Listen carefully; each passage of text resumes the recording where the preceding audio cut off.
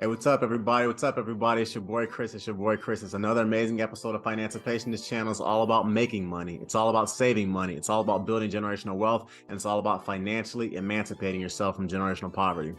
On this channel, everybody, I strive to give you an MBA level worth of investing and financial knowledge for free here on YouTube. And the things that I teach, people typically spend hundreds of thousands of dollars or whatever to learn in grad school, and I give it to you for free here on Financipation.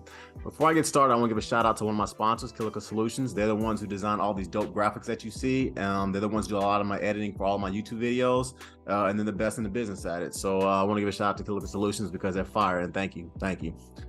Also, please hit that notification bell, okay? Please hit that notification bell before we get started.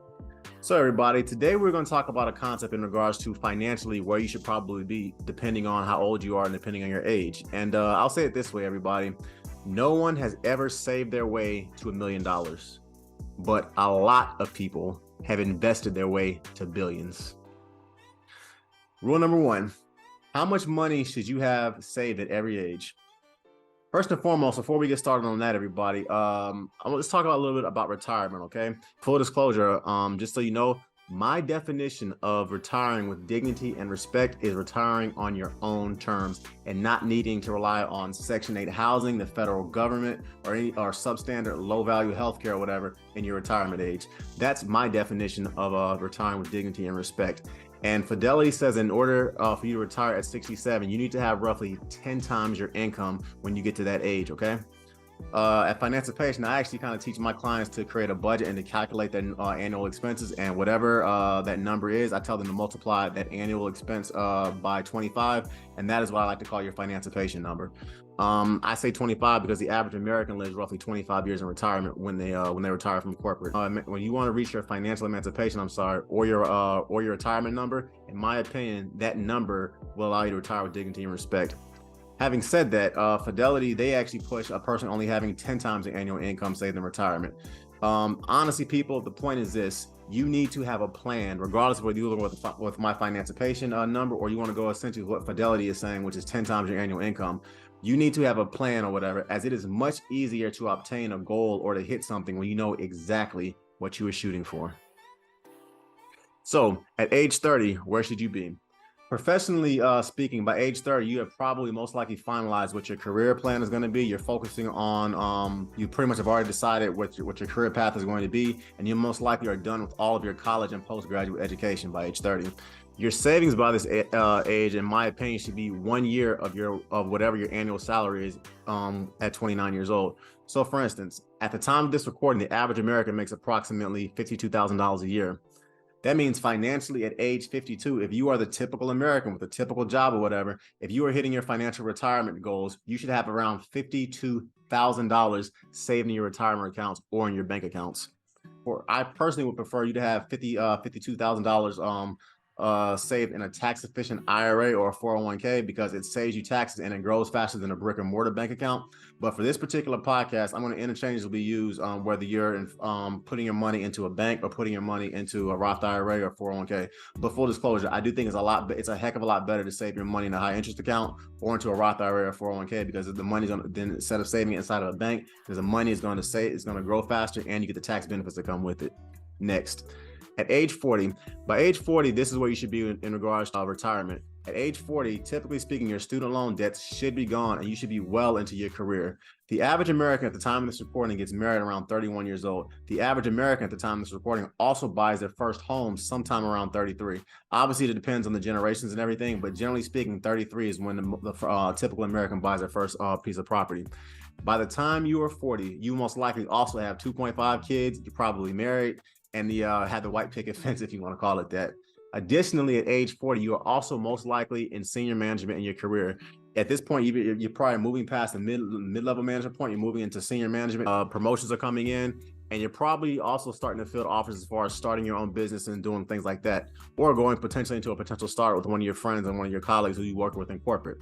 Either way, you are well into your career and you are starting to dominate by age 40. You are also quickly approaching your financial prime, and you are essentially extremely good at what you do professionally. At this point, professionally, you know you are the man, you know you are the woman, and physically you also are in a good place because physically your body should still be very strong or whatever. You have not hit the health issues or whatever that typically start to accompany people at 50 to 60, and you are literally physically, professionally, emotionally, and relationship-wise probably in the prime of your life around 40 years old.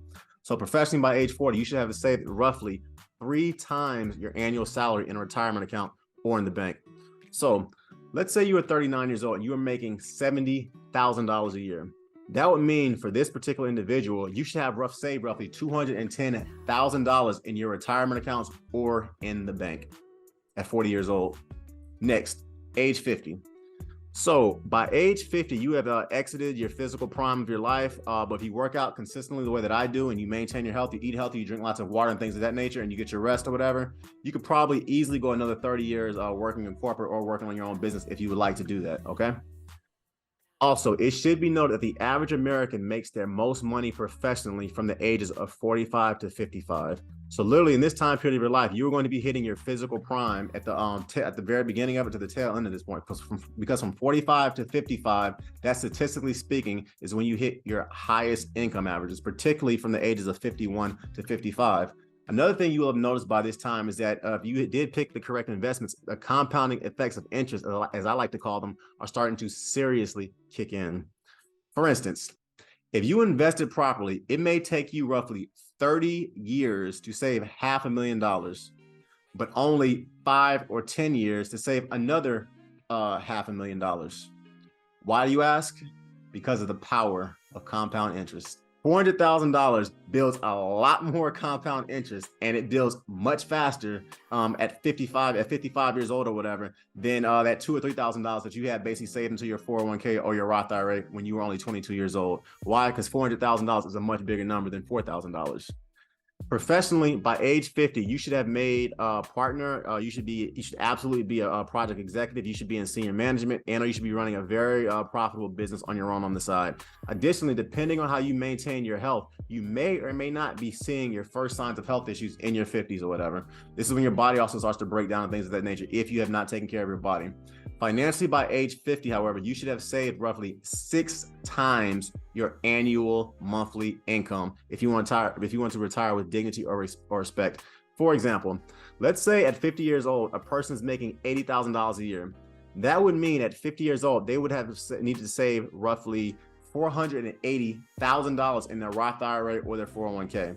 Why? Because 80,000 times 6 is obviously $480,000. People in this example, this person at 30 had only saved, once again, $210,000. But by 40, they had literally more than doubled their money to $480,000 over the same 10-year span. That, everybody, is the power of compound interest. And that is specifically the reason why I tell anybody you need to start investing as early as possible. To my parents that are listening, you need to start a brokerage account or a UTMA or whatever, or a custodial account for your child the day they get their social security number after they're born. Why? Because that child starts investing from 0 years old to 22 years old. They are at a significant advantage than every other American who's typically, like I did, started investing when I was 18 and 19. For comparison's sake, if you utilize the powerful effects of compound interest and invest properly, most people will save more money actually from 41 to 50 than they saved from 0 to 40. You can save literally more money in 9 years from 41 to 50, typically if you haven't been investing or whatever, than you save from 0 to 40. That, everybody, is the power of compound interest. Next, by age 60, this is what you should have saved for retirement. In America, typically speaking, the retirement age is 65. There are different types of things you can do where you can actually go to 70 or 75, depending on whether or not you're healthy. But just for this example, let's stick with 65, okay? Legally, a person can start withdrawing from the IRAs at 59 and a half. And depending on whether you did a regular IRA, a SEP IRA, which I'm actually gonna do a separate podcast about, or a Roth IRA, which is actually my favorite, you may or may not be getting taxed on these withdrawals. If you successfully run your own company by age 60, you're also most likely training your children or training your replacements or someone to essentially take over the business that you started. You're not quite yet at retirement at 60, obviously, because 65 or 70 is retirement age, but you and hopefully your spouse or partner are discussing what retirement looks like. And what's always sad to me is when a person gets to 60 and they have no money to retire, and that's when they start talking about their partner. What are we going to do? Financially at age 60, you should have saved roughly 8 times your annual income. So for example, if this person is making $80,000 at 59, that means by age 60, they should have saved roughly $640,000 in the bank account or in their retirement accounts.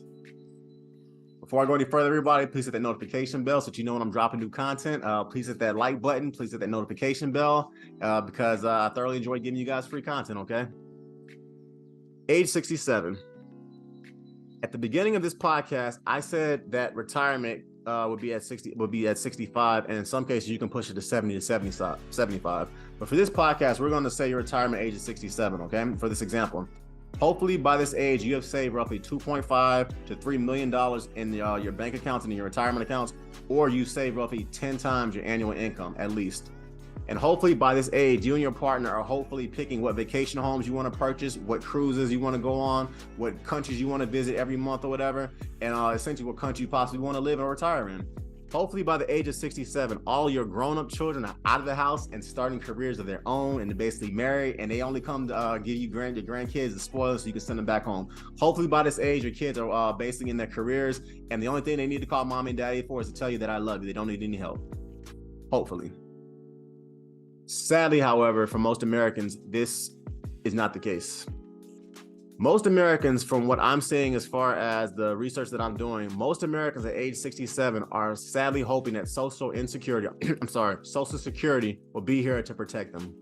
Most Americans at 67 have to essentially beg their kids who may or may not be living with them to get a job and to take care of mama or papa. Most Americans have to, at 67, because they did not plan their lives accordingly or whatever, or life happened to them, or they just had a bad series of steps, or more than likely, they did not understand the importance of investing. Many Americans at age 67 have to take phenomenal jobs like being Walmart greeters, janitors, substitute teachers, or in some cases, actually applying for jobs to compete against their grandchildren for jobs at McDonald's. People, that is a very sad place to be. Can you imagine being 67 years old and when you retire, you have less than 2 months of money saved in the bank for rent? I started this channel because I cannot tell you how many Americans I have met that were good people. They worked hard their entire life, but they have come up to me and said, Chris, I'm going to be homeless in 2 or 3 months because I do not have more than $5,000 saved in the bank. And this is an individual that worked jobs literally their entire lives. People, that's why I started Financipation, because I don't want my listeners to go out like the average American.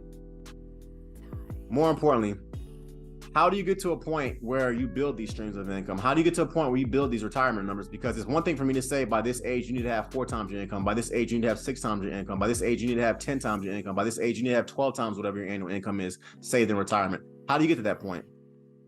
Everyone, I'm a firm believer that slow and steady wins the race. And there is no reason to discuss financial investments and retirement numbers if you don't have a plan on how to get there.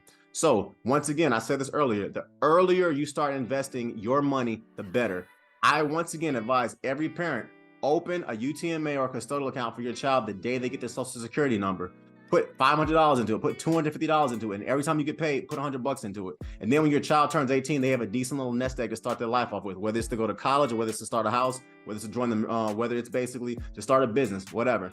For instance, once again, I started a fund for my son a month after he was born, and I invest a little bit into it every month. If my son shows me he is responsible when he gets older, that fund will be his.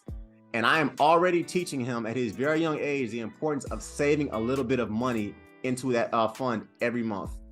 I would advise you to save roughly 15% of every paycheck that you make until you are 29. That's the first thing.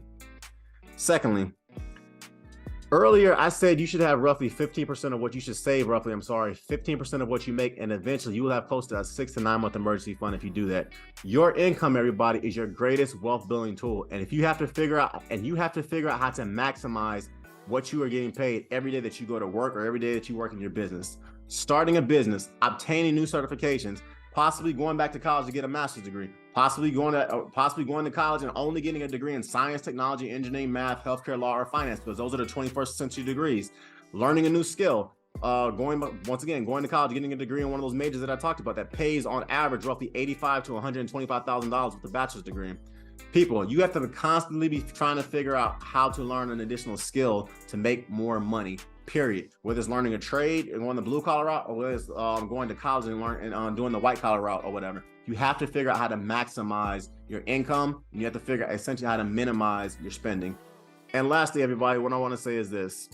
When you get a pay raise, don't buy a new car, don't buy depreciating assets, buy assets, don't buy liabilities. Don't start buying fancy new clothes, don't start taking out a bunch of women, don't start tricking or any of that stuff. Don't buy depreciating assets, none of that. Instead, everybody, if you get a paycheck, a pay raise or whatever, and you get an extra $500 every month, instead of spending that money on stupid stuff, put that $500 or whatever into your 401k, into your Roth IRA, put it into that S&P 500 mutual fund account. If you do this, once again, over the course of your working lifetime, everyone, you will look up one day and in your 40s and you will be a millionaire. So invest slowly, everybody. Invest consistently or die broke. With that, everybody, this channel, Financipation, is all about making money. It's all about saving money. It's all about building generational wealth, and it's all about financially emancipating yourself from generational poverty. You can book a one-on-one session with me or whatever, because I do financial consulting and I thoroughly enjoy the process of helping a person literally quadruple what's in their retirement accounts and quadruple what's in their bank accounts. And once again, I'm not giving you financial advice on this channel. I want you to do your own research and make responsible choices based off your own independent research and your own lifestyle. Thanks for listening, everybody, okay? Please follow me on Instagram at @thereal_Financipation. You can follow me on Spotify at Financipation, TikTok, Financipation. My Facebook page is also Financipation, just like it says right there. And check out some of my digital, my e-products below, okay? And lastly, everyone, please check out my financial blog, okay? Or just go to my website and find it from there. Hit that notification bell, and thank you, everybody. Once again, it's your boy, Chris. I'm out. Peace.